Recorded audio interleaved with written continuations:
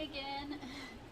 This time I'm just going to share mine and my husband's infertility journey so far. My husband and I, we met in 2013. We met working together actually at a Wendy's. I was a manager there and he started as a crew member, and I don't know, just fell in love. So we started dating in February of 2013, and we didn't get married until June of 2018. After we got married, we actually waited another year before we started having any children because we wanted to wait until after our wedding. So we got married in 2018, but we didn't have our wedding until a year later, just to save money, and I don't know, it's just how we did it, I guess. But after we had our wedding in 2019 is when we started trying to have a baby, and it has been over 3 years now since we started trying. We tried all the things, you Google and you search on the internet and you just try to find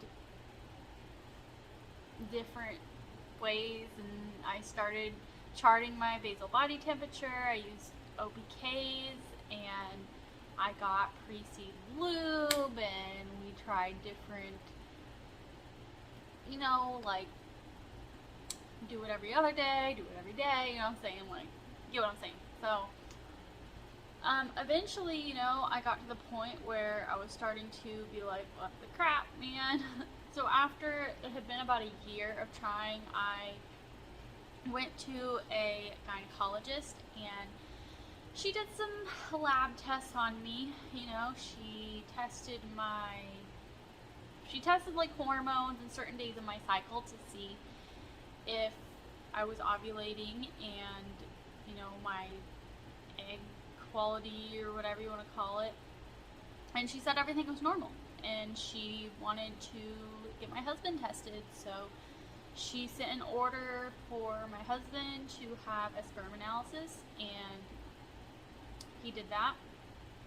And as it turned out, there was something kind of weird about his analysis, so she told us that we were going to have to see a urologist. So I think about a year went by before he did that, because things are crazy, things get busy, and you just push things off until you have the chance to do it.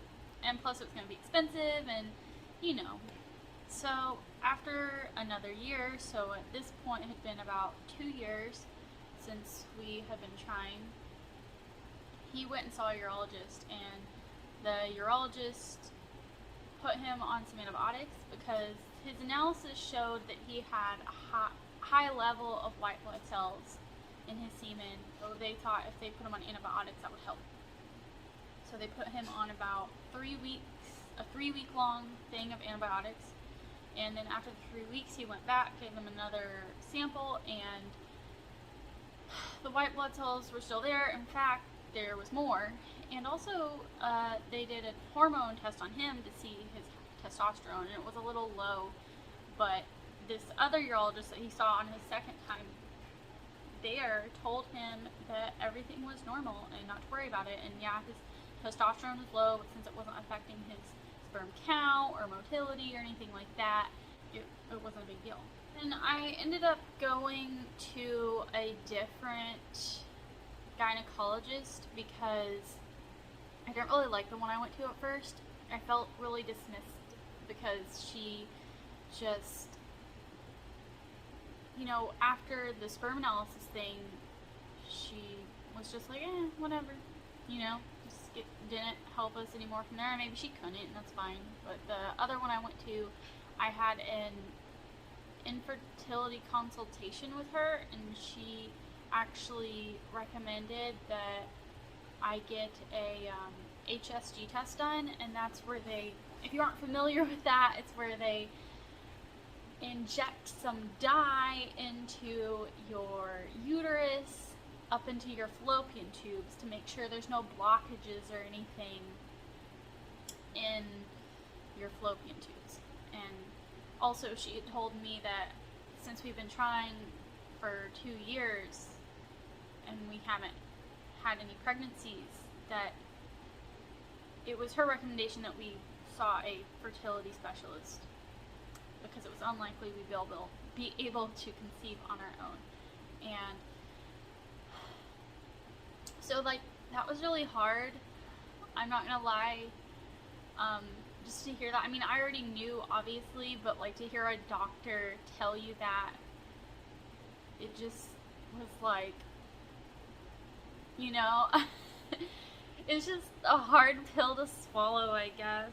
You want to be normal like everyone else. Anyway, so I ended up getting the Hsg test done through her. It was a really painful experience. Probably one of the most painful things I've ever done or had done. As it turned out, they said my fallopian tubes were not blocked, my uterus is a normal shape and size, there's nothing wrong with me. We spent some more time trying naturally still. At about 2.5 years of trying.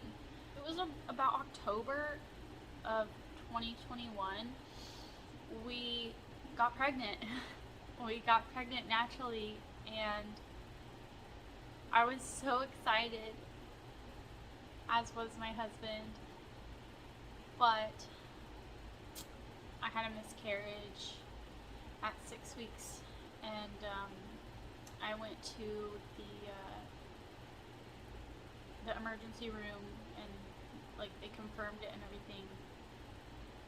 We had never like got to see the heartbeat or anything like that, and I can do a separate video about my miscarriage. But so that sucked, right?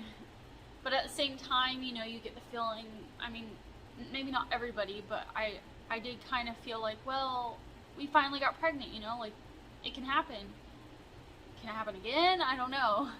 Can I carry a full-term pregnancy? I don't know.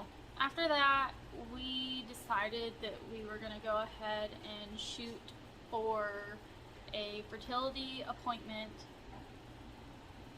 around our anniversary of 2022. So I want to say in like February or something, I called the fertility clinic to make an appointment. They were booked, so I barely got an appointment around the time we were wanting. I still got one in June, but it was like the last day of June. And we went to it, and the fertility doctor looked at all of our, you know, medical records and everything, all of our tests that we did, and he told us that we have unexplained infertility. And I was like, dude, you don't think the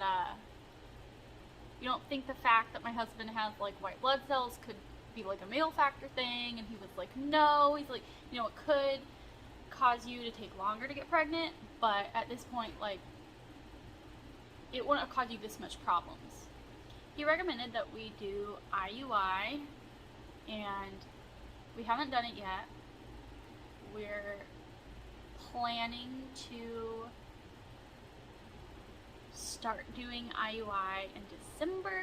We'll see if that happens. I'm like still really hoping that I could get pregnant naturally before then, but if I don't, then yeah, we're probably gonna try IUI.